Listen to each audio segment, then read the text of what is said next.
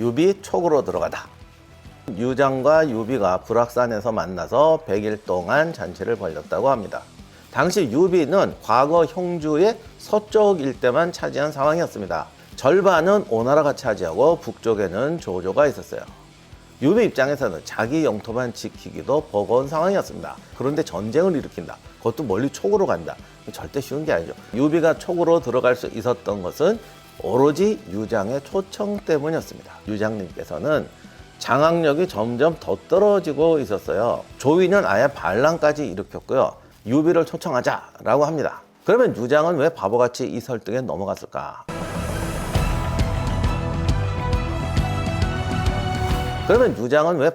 이 설득에 넘어갔을까? 조조가 한중을 침공해서 함락하기 일보 직전이에요. 그런데 일단 유장은 장로의 어머니와 가족을 죽인 사람이라 장로와는 화해 불가능입니다. 조조가 한중을 치면 그 다음은 촉인데 한중에서 촉으로 들어오는데 이게 촉의 산악지대 통과하는 게 쉽지가 않아요. 그러니까 베이스 캠프가 튼튼해야 하는데요. 여러분이 조조라면 장로를 죽이고 한중 세력들 다 제거하고 자기가 관료 파견해서 한중에 인심 얻고 그리고 촉으로 들어오겠습니까? 아니면 그냥 장로를 자기 편으로 만들어서 촉 침공의 조력자로 쓰겠습니까? 당연히 후자죠. 물론 뭐 막상 해도 보면 여러 가지 일이 벌어질 수도 있고 또 뭐 장로를 쓰려고 그랬더니 얘 도저히 못 믿겠다 뭐 이럴 수도 있고 하긴 여러 가지 가능성이 있지만 그냥 대놓고 봤을 때는 후자의 가능성이 더 높죠. 장소가 유장을 설득한 논리가 바로 이거였습니다. 정사에 있는 기록을 그대로 읽어보겠습니다. 조조의 병력은 강성해서 천하에 대적할 자가 없습니다.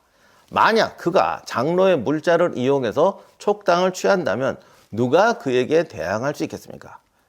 이것도 거기 장로를 이용한다는 말 없잖아. 한중을 점령하고 촉당에 물자를 쓴다고 그랬잖아. 이렇게 하실 분이 있을까 봐 제가 말씀드리는데 아니 어느 나라 땅을 점령하면 거기다 창고 있는 거 털어 쓰냐고.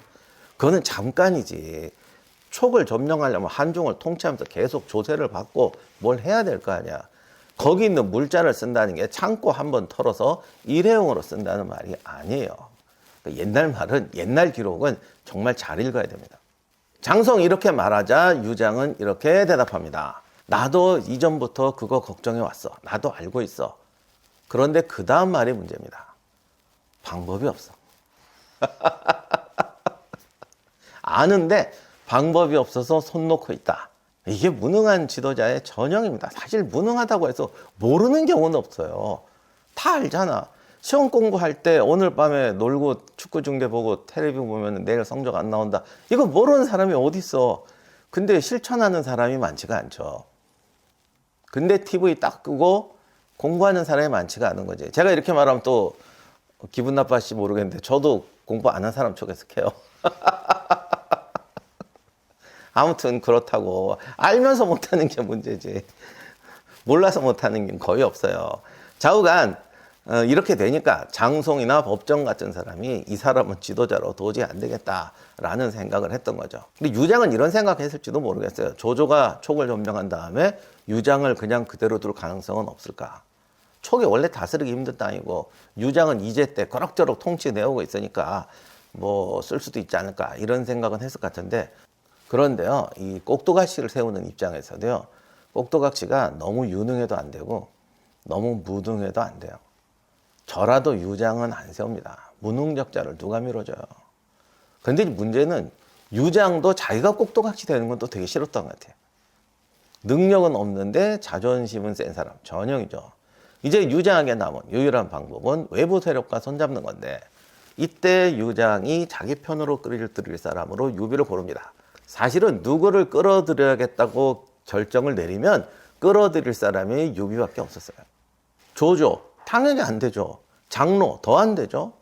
손권은 사실 위험하긴 한데 얼핏 생각하면 괜찮을 수도 있는데 손권이 촉으로 오려면 중간에 유비가 있습니다.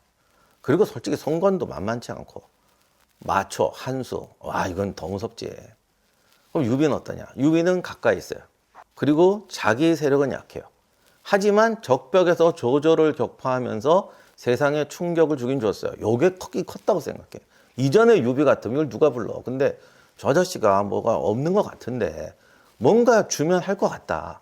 딱 이게 적벽 이전의 유비와 적벽 이후의 유비의 차이입니다. 근데 유장이 뭐는 좀 있단 말이지. 이거 좀 빌려주면 제가 능력 발휘할 수 있지 않을까. 이런 생각 할 만했죠. 한번 생각해 보세요. 적벽의 승리는 유비와 송건의 연합, 그리고 장강이란 천연 장애물의 조합입니다. 이 세 가지 조합으로 절대 불가능할 것 같았던 조조를 격파합니다. 그러면 이제 촉산이란 천연 장애물이 있고 유장과 유비가 연합하면 제2의 적벽대전도 가능하지 않겠나. 이런 생각 충분히 가능합니다. 그리고 장송도 아마 이런 논리로 유장을 설득했을 겁니다. 유비가 들어와서 배신하면 어떻게? 유비를 촉으로 들여도 형주 지키기도 힘든 그가 촉을 점령할 병력과 물자는 없어요. 유장은 협력의 대가로 한중 정도는 줄 수 있다고도 생각했던 것 같습니다. 유비가 한중을 점령해도 유비가 조조와 불구대천이라는 건 세상에 다 알려졌죠. 그러니 유비가 조조와 타협해서 촉으로 진공할 리도 없고 조조가 유비를 점령한 다음에 살려줘서 이용할 리도 없습니다. 이미 서주에서 당해봤잖아.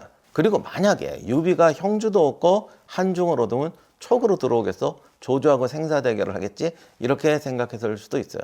그러면 촉은 그동안에 다시 평화와 시간을 벌 수가 있습니다. 자, 복잡한 얘기 했으니까 한번 정리해 보겠습니다. 유장의 입장을 정리하면 토착민에게는 인심을 잃고 부하들은 숙청하고 민심은 등 돌려서 믿을 부하는 거의 없고 조조는 앞밖에 들어오고 장로는 위험하고 손권은 도와줄 수 없는 곳에 있습니다.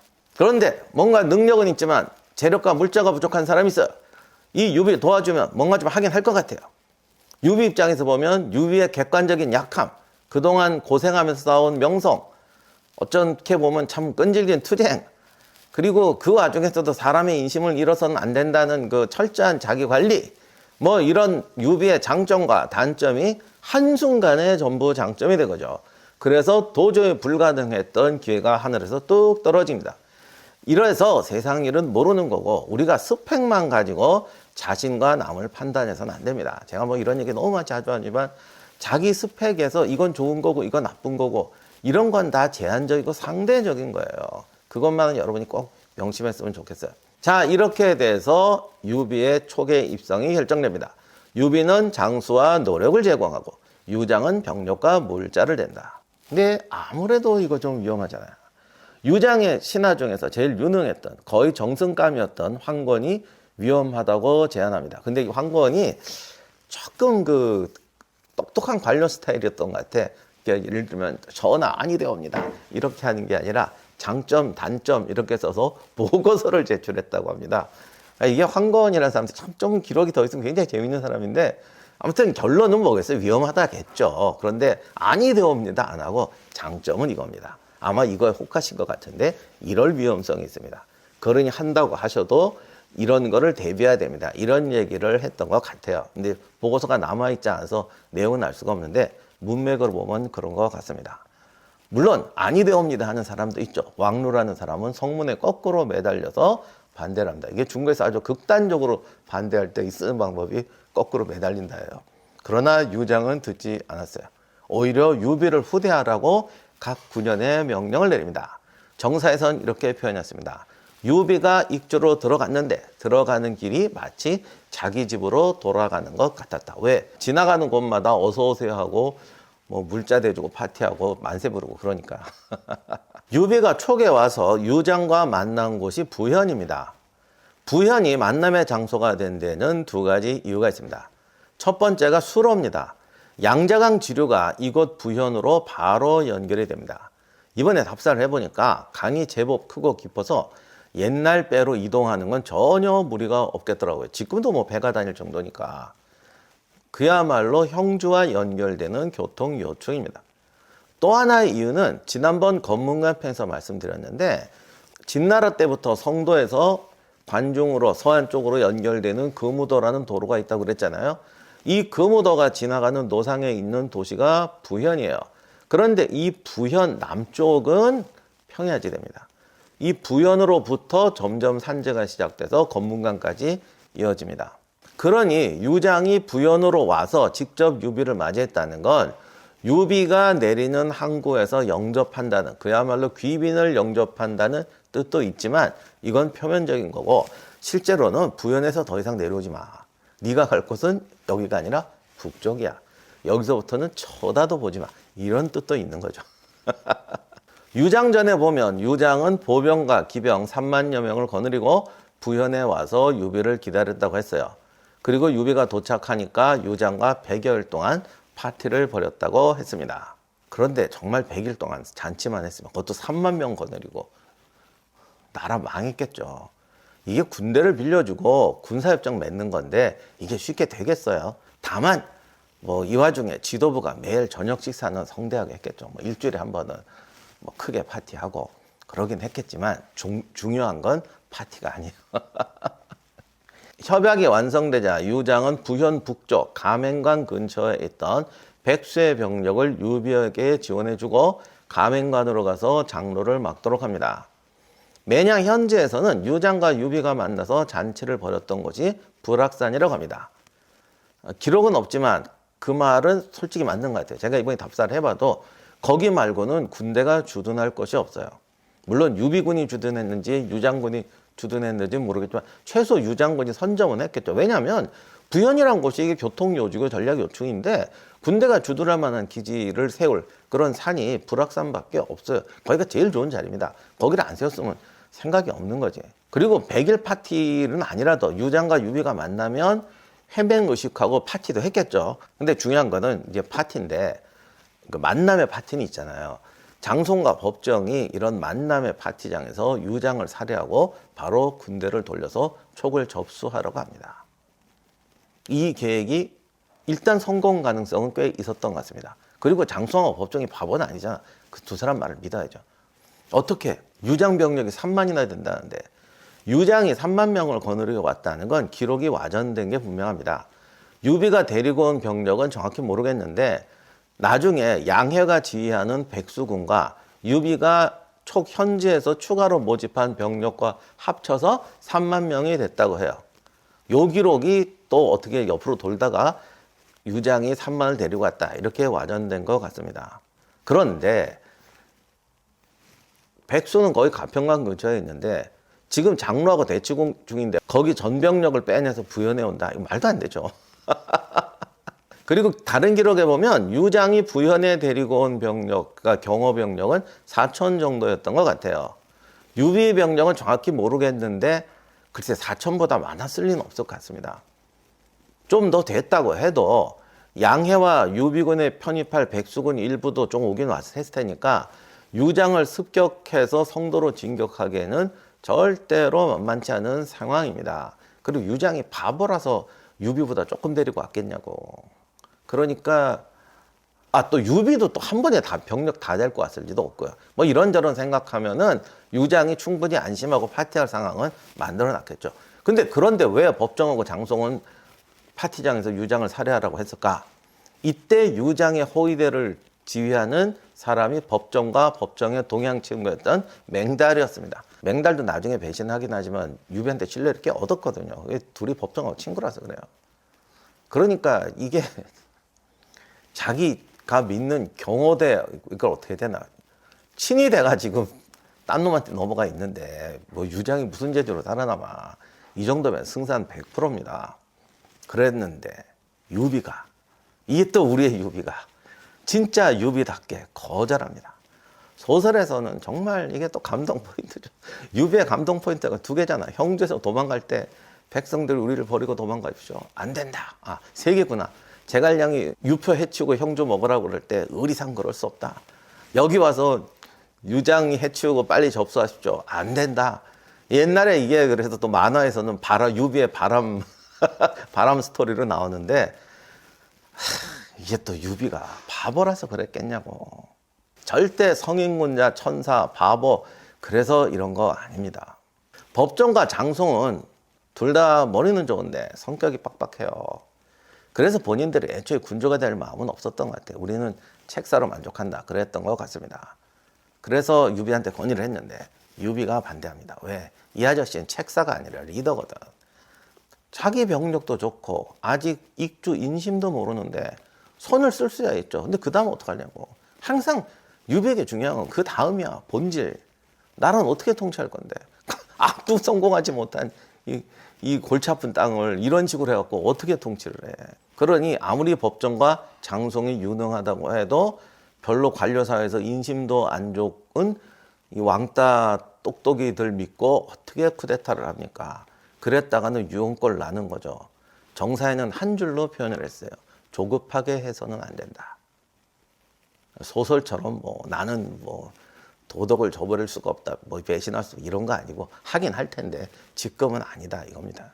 이렇게 해서 유장은 죽음은 모면했지만 유비는 3만 대군을 거느리게 됩니다. 새로 모집한 병사도 무장을 잘 갖췄는데 군비와 물자를 유장이 충족하게 대줬다고 합니다. 자, 그러면 파티장 말고 이제는 바로 위화도 회군에서 성도를 점령하면 되지 않을까? 유장이 진짜 바보는 아니에요. 다 안전장치를 했죠. 유장이 3만 병력을 이끌고 부여돼 왔다는 이 잘못된 기록처럼 옛날 기록들은 이거저거 생략하고 뭉뚱거리고 퉁치는 게 너무 많아요. 그러다 보니까 후대 사람이 또 착각을 해갖고 이렇게 쉽게 와전이 되는데, 이래서 옛날 기록 읽을 때는 이런저런 기록 다 보고 정황을 잘 생각해서 판단을 해야 됩니다. 백수군이 유비에게 왔다, 거느렸다고 해서 유비가 바로 걔들을 직할군대로 통솔한 건 아닙니다. 백수군의 총독은 양회였고 최고 지휘권은 유비가 있었다고 해도 백수군은 거의가 양회가 거느린 독립군단이었어요. 군비와 물자를 유장이 다 대줬다. 이게 진짜 바보 같은 행동 같은데 아니에요.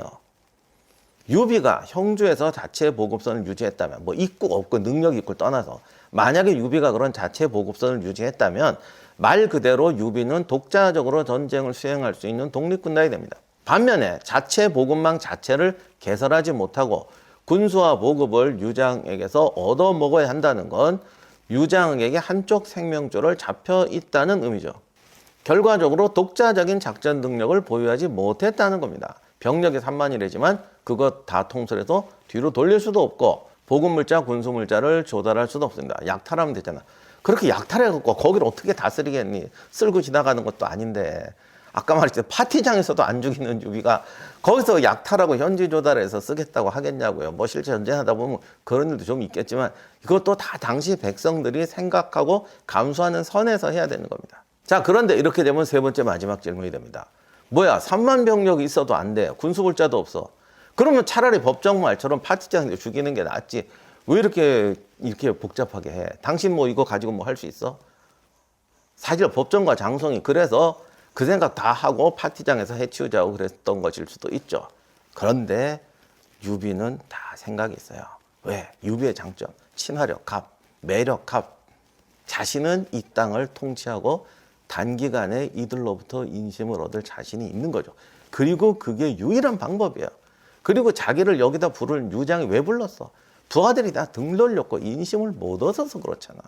유비는 여기에 승부수를 던진 겁니다. 그러면 촉을 삼키려는 유비의 전략, 유장과의 머리싸움은 어떻게 진행이 될까? 다음 시간에 살펴보도록 하겠습니다. 이 삼국지의 이 팩트는 저희가 생각하는 것과 많이 다릅니다. 과연 어떤 것이 다른가? 바로 이 책 속에 있어이다. 삼국지 아저씨 우리 임영환 박사님께서 드디어 전략 삼국지를 쓰셨습니다. 제목부터가 멋있습니다. 전략 삼국지. 근데 이제 혹시 이제 아픈 거 싫어하시는 분들은 조심하셔야 됩니다. 제가 딱 첫 번째 1부의 시작이 정사 삼국지와 소설 삼국지입니다. 예, 여기 팩트, 폭행 맞기 싫으신 분들은 조심하는 게 좋을 것 같은데 제가 얘기한 이 부분도 약간 소설이죠? 예. 요거 어떤 책인지 간단하게 말씀해 주신다면. 그러니까 사실 삼국지가 소설로 유명한 바람에 네. 그 진짜 정사에게는 많이 빠졌는데 네. 사실은 삼국지, 정사 삼국지 자체가 굉장히 교훈이 많은 책이고 다이나믹한 책이에요. 네. 그러니까 소설 삼국지도 명나라 때 나온 게 아니라 삼국시대 끝나자마자 수많은 이야기가 만들어진 거를 여기다 편집한 거거든요. 그렇죠. 그래서 삼국지 자체가 역사 자체가 되게 흥미로운 책인데 네. 이게 소설로 넘어가니까 정말 재미난 역사 얘기가 다 죽고 수많은 교훈이 죽었어요. 그 다음에 이제 전투 장면은 사실 삼국지 소설의 전투 장면은 맨날 매복, 화공, 모종강이 그랬더라고. 이 수많은 전투 장면을 봐라. 똑같은 게 하나도 없다. 맞는 말이지. 그냥 다 뻥이란 말이야. 하지만 그 뻥 속에서 감동을 찾아낸 우리 아니겠습니까? 감동은 있는데 진실은 교훈은 없어. 진짜 솔직한 얘기로. 네. 그래서 진짜 전투의 교훈은 따로 있어요. 아. 그런데 굉장히 다이나믹하고 훌륭한 전투도 많고 네. 굉장히 역동적인 삶이잖아요. 네. 그래서 정사 속에 있는 교훈들을 뽑아왔습니다. 네. 이런 말이 있습니다. 삼국지를 읽지 않은 사람과는 친구가 되지 마라. 그런데 삼국지를 3번 이상 읽은 사람과는 절대 싸우지 마라. 그게 무슨 뜻이겠습니까? 인생을 살아가는 참 많은 표본이 돼주고 교훈이 돼준다라는 말 아니겠습니까? 그 교훈을 모아서 우리 삼국지에 대한 이야기 전략 삼국지 쓰셨으니까요. 이거 많이들 좀 사랑해 주셨으면 좋겠습니다. 제가 이번에 교보문고에서 손자병법을 출간했습니다. 이게 지금 3번째 판인데 과거에 올지에서 2번 냈고 그것을 개정해서 손자병법을 새로 만들었습니다. 지난번에 냈던 책의 한 20% 정도 수정한 것 같아요. 제가 손자병법은 진짜 애착을 많이 하는 책인데 손자병법에 나온 기존의 책들을 보면 병서적인 의미를 가지고 손자병법을 해석해야 되는데 어떤 선입견을 가지고 경영논리, 처세 이런 선입견을 가지고 이걸 해설하는 책들이 너무 많더라고. 이 손자병법이 그럼 오늘날 경영이나 뭐 리더십이나 처세에 도움이 안 되느냐? 당연히 되죠. 그런데 여기 쓰인 의미는 전술적인 의미로 쓰여진 거란 말이에요. 그래서 그 의미를 찾은 다음에 그거를 리더십이나 처세나 경영에 적용해야 되는데 전술적인 의미를 찾지 않고 경영적 마인드를 가지고 그걸 억지로 해석해서 하니까 왜곡이 돼버린단 말입니다. 그래서 손자병법의 이야기를 실제 전쟁사의 사례를 통해서 이게 이런 의미다. 그리고 이것이 전쟁사에서 이런 의미가 있다. 라고 밝히는데 주안점을 두었습니다. 실제로 그렇게 전쟁사와 비교해 보니까 손자의 의미라든가 병서의 의미가 기존에 해석하고 많이 다른 거를 알 수가 있었어요. 그래서 손자병법의 하나하나 이야기를 전쟁사의 사례하고 비교해서 정리했습니다. 그리고 그것을 보시면 진짜 올바른 전략, 전술, 리더십, 처세의 원리를 여러분이 정말 손자가 말한 뜻 속에서 찾을 수 있을 것이라고 생각합니다.